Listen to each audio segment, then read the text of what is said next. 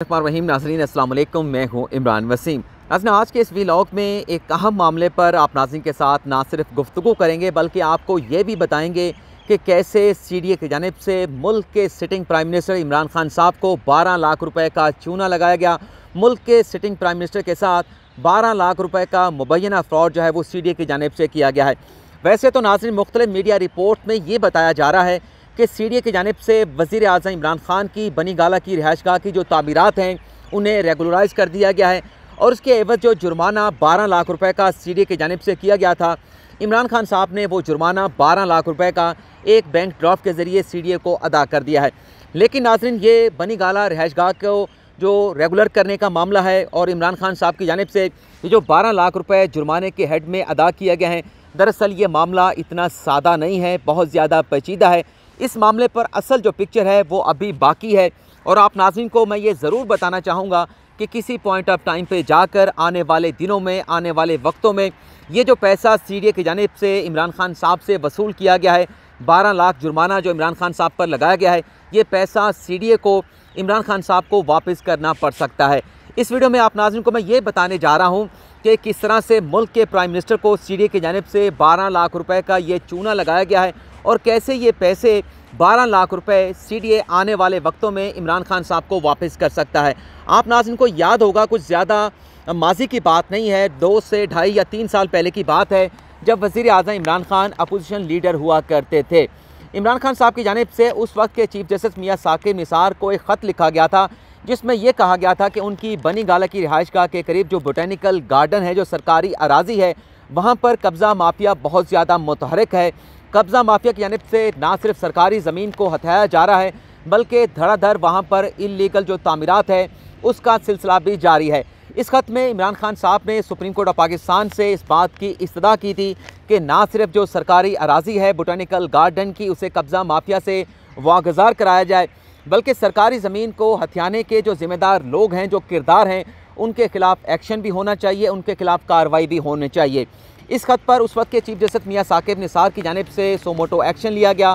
इस खत के ऊपर कमरा अदालत में समाअत की गई और सुप्रीम कोर्ट ऑफ पाकिस्तान की जानिब से कुछ अहकामात भी जारी किए गए थे। लेकिन नाज़रीन, अभी भी यह मामला सुप्रीम कोर्ट में अपने मंतकी अंजाम को नहीं पहुँचा। सुप्रीम कोर्ट में यह मामला जो है वो ज़ेर इल्तवा है और हर 15 से 20 रोज़ के बाद या 30 रोज़ के बाद इस केस को समाअत के लिए मुकर्रर किया जाता है। अब मैं आप नाज़रीन को ये बताऊँगा, ये जो जुर्माना CDA की जानिब से इमरान खान साहब पर 12 लाख रुपये का किया गया है, इस पर पंजाब हुकूमत का मौक़िफ़ क्या है। हमारी आज ज़राए से बात हुई कि आपका तो अदालत में मौक़िफ़ ये था कि जो बनी गाला अराजी है, बनी गाला का जो जंगल है, बनी गाला की जो रख सरकार की जो ज़मीन है, पंजाब हुकूमत का क्लेम ये है कि ये ज़मीन हमारी है, इसकी मलकियत हमारे पास है। तो जब ये मलकियत आप लोगों के पास है तो CDA किस तरह से मुल्क के सिटिंग प्राइम मिनिस्टर से ये 12 लाख रुपए का जुर्माना वसूल कर सकता है। तो पंजाब हुकूमत के ज़राए की जानिब से हमें यह बताया गया कि ये जो 12 लाख रुपए जुर्माना वसूल किया गया है, इसकी अभी कोई कानूनी हैसियत नहीं बनती थी। CDA को ये पैसे जो है इमरान खान साहब से वसूल नहीं करने चाहिए थे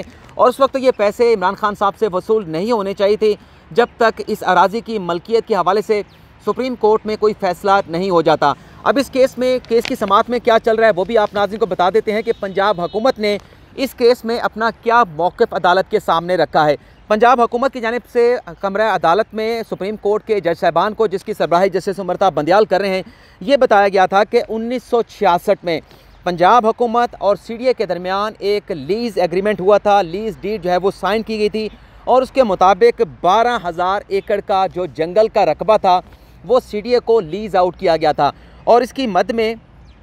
1 रुपये एकड़ के हिसाब से जो किराया जो है वो CDA ने पंजाब हुकूमत को अदा करना था। लेकिन ये लीज़ डीड तो साइन कर ली गई, लेकिन जो लीज़ का जो पैसे बनते थे वो पंजाब हुकूमत को CDA की जानिब से कभी भी अदा नहीं किए गए। और उसमें यह भी बताया गया कि ये जो मुआहदा हुआ था ये 1990 में एक्सपायर हो गया था और ये मुआहदा एक्सपायर होने के बाद 2002 में, यानी कि 12 साल के बाद पंजाब हुकूमत की आँखें खुली और पंजाब हुकूमत की जानिब से CDA को ख़त लिखा गया था कि आपके साथ जो बनी गाला फॉरेस्ट की 12,000 एकड़ से मुतल्लिक लीज़ हुई थी वो एक्सपायर हो चुकी है। अब हमें बताया जाए कि इस सारे मामले का क्या करना है और जो पैसे आपने अदा करने हैं उस पर भी आपका क्या मौक़िफ़ है। लेकिन CDA की जानिब से पंजाब हुकूमत के इस ख़त पर कोई भी जवाब जो है पंजाब हुकूमत को नहीं दिया गया। इसके बाद नाज़रीन एक और नोटिफिकेशन भी है जो 1980 का है। क्योंकि 1980 में मुल्क में मार्शल लॉ इम्पोज किया गया था और पंजाब के गवर्नर हुआ करते थे जनरल जिलानी। तो 1980 में जनरल जिलानी की जानिब से एक नोटिफिकेशन जारी किया गया। इस नोटिफिकेशन में क्या कहा गया था मैं आप नाज़रीन को पढ़ के सुना देता हूँ। इसमें यह कहा गया है कि in continuation of the government of Punjab revenue department notification number फलां फलां फलां dated 25 June 1980 the governor of the Punjab is pleased to order that the area measuring to 2,31,000 एकड़ comprising 169 complete and 45 partial revenue estate of Rawalpindi Tehsil and 6 complete and 7 partial revenue estate of the Murree Tehsil along with 68 forest ruck of the Rawalpindi Tehsil as should below shall be deemed to have been transferred from the Rawalpindi district to the Islamabad district with effect from the 1st July 1980। तो ये जो 2,71,000 एकड़ का रकबा था उस वक्त के गवर्नर की जानिब से जो पंजाब की तहसील या रावलपिंडी और मरी का था, ये CDA को इस्लामाबाद को ट्रांसफ़र कर दिया गया। अब सुप्रीम कोर्ट में जब ये मामला चल रहा था तो अदालत ने पंजाब से ये पूछा कि एक तरफ तो ये लीज़ एग्रीमेंट है 1966 का, दूसरी तरफ ये नोटिफिकेशन है 1960 का उस वक्त के गवर्नर जनरल जिलानी की जानिब से, तो इस पर पंजाब हुकूमत का मौक़िफ़ क्या है। तो पंजाब हुकूमत की जानिब से जो सेक्रेटरी जंगलात थे और जो सीनियर मेंबर रेवेन्यू बोर्ड थे पंजाब के, वो अदालत में पेश हुए। उनकी जानिब से कहा गया कि ये जो बनी गाला का जो फॉरेस्ट है और जो बनी गाला की रक सरकार है जहाँ पर इमरान खान की बनी गाला की रिहाइश का भी बनी हुई है, दरअसल ये रकबा CDA का नहीं है, इस्लामाबाद टेरिटरी में नहीं आता, ये रकबा हमारा है, इसकी मलकियत हमारी है। अदालत ने उनसे ये सवाल पूछा कि अगर मलकियत आपकी है तो इसका रिकॉर्ड कहाँ पर है। तो पंजाब हुकूमत के इन हुकाम की जानिब से अदालत को ये बताया गया कि जो रावलपिंडी का रिकॉर्ड था बनी गाला रक से मुतल्लिक, बनी गाला फॉरेस्ट रिज़र्व से मुतल्लिक, वो तो जल चुका है, लेकिन जो लाहौर का जो रिकॉर्ड था वो डैमेज हो गया सैलाब की वजह से। और जो सेटलमेंट रिपोर्ट है इस सारे रकबे के हवाले से, इस सारी अराज़ी के हवाले से, वो भी गायब है। तो जिस पर अदालत ने कहा कि आपके पास तो फिर रिकॉर्ड ही कोई नहीं है। लेकिन जो प्राइवेट लोग सुप्रीम कोर्ट में आए हुए थे कि बनी गाला में हमारी ये अराज़ी है, हमारे नाम के ऊपर है, हमारे जो वर्सा हैं, हमारे जो बड़े हैं, उनके नाम पर यह प्रॉपर्टी थी, लेकिन सुप्रीम कोर्ट के अहकामात के बाद हमें उस प्रॉपर्टी पर किसी किस्म की तामीरात करने की इजाज़त नहीं दी जा रही। तो पंजाब हुकूमत के वकील की जानिब से कमरा अदालत में ये बताया गया था, उस रोज़ मैं भी कमरा अदालत में मौजूद था, ये कहा गया कि अगर ये बनी गाला की अराज़ी प्राइवेट लोगों की है तो इन लोगों ने इंतकाल भी अपनी ज़मीन के कराए होंगे। तो इन इंतकाल के लिए जो वेरिफिकेशन होती है महकमा माल का, महकमा रेवेन्यू का जो रिकॉर्ड होता है उससे वेरिफिकेशन की जाती है। तो जब रिकॉर्ड ही मौजूद नहीं है, दोनों जगह पर रिकॉर्ड जो है वो डैमेज हो चुका है, रावलपिंडी का रिकॉर्ड जल चुका है, लाहौर का रिकॉर्ड सैलाब की वजह से ज़ाया हो चुका है, तो इन इंतकालों की वेरिफिकेशन कहाँ से कराई गई। फिर जो पंजाब के हुकाम, जैसा कि मैंने बताया कि सेक्रेटरी जंगलात भी पेश हुए थे, सेक्रेटरी बोर्ड ऑफ मेंबर भी पेश हुए थे, उनकी जानिब से अदालत को ये बताया गया कि ये जो 641 एकड़ रकबा एक है जो कि बनी गाला रक में आता है और 741 एकड़ रकबा जो कि बनी गाला रिज़र्व में आता है, इसकी मलकियत के हवाले से हम एग्जेक्टिव साइट पर कुछ जो है वो अपना इस मामले को टेकअप करना चाहते हैं, इस मामले का जायज़ा लेना चाहते हैं और उसके बाद अदालत में आकर हम अपना मौक़िफ़ पेश करेंगे कि आया कि इस अराज़ी की मलकियत किसकी है। लेकिन बहरहाल पंजाब हुकूमत का अदालत में, सुप्रीम कोर्ट में मौक़िफ़ यही है कि ये अराज़ी पंजाब हुकूमत की मलकियत है। अगर 1980 में ये अराज़ी अगर एक नोटिफिकेशन के ज़रिए, गवर्नर पंजाब के नोटिफिकेशन के ज़रिए ट्रांसफ़र भी कर दी गई थी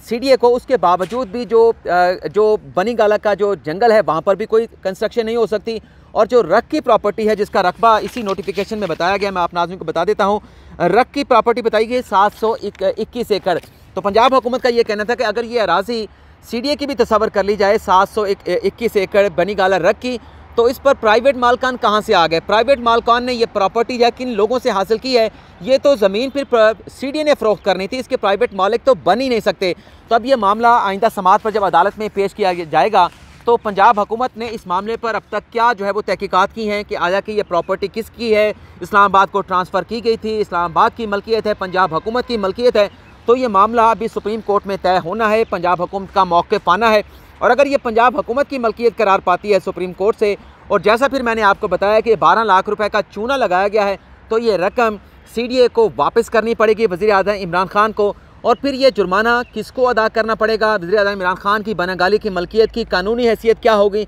ये सुप्रीम कोर्ट में इस केस का फ़ैसला होने के बाद ही कुछ कहा जा सकता है। लेकिन मामला इतना सादा नहीं जितना मीडिया पर बयान किया जा रहा है। लेकिन वज़ीर आज़म इमरान खान की जानिब से जो एक अच्छा जेस्चर दिया गया है कि सीडीए की जानिब से बार बार उनकी इन एप्लीकेशन पर कि मेरी बनीगाला की घर की तामीरात को रेगुलर किया जाए, बार बार जिस तरह से ऑब्जेक्शन लगाए जाते रहे, इस पर अदील बड़ाइश ने बड़ी डिटेल के साथ वीडियो बनाई है। इस जेस्चर के ऊपर इमरान खान साहब को जो है वो अपलॉड करना चाहिए, उनकी सताइश होनी चाहिए। लेकिन अभी भी ये मामला, जैसा कि मैंने आप नाज़रीन को पूरी डिटेल बताई है, ये मामला अपने मंतकी अंजाम को नहीं पहुँचा। इसी मामले में जो पिक्चर है वो अभी बाकी है। सुप्रीम कोर्ट से क्या फ़ैसला आता है उसके बाद ही सारा सिनेरियो जो है वो क्लियर हो पाएगा। तो नाज़रीन, आज की वीडियो में इतना ही। आपसे इजाज़त चाहूँगा। अल्लाह हाफिज़।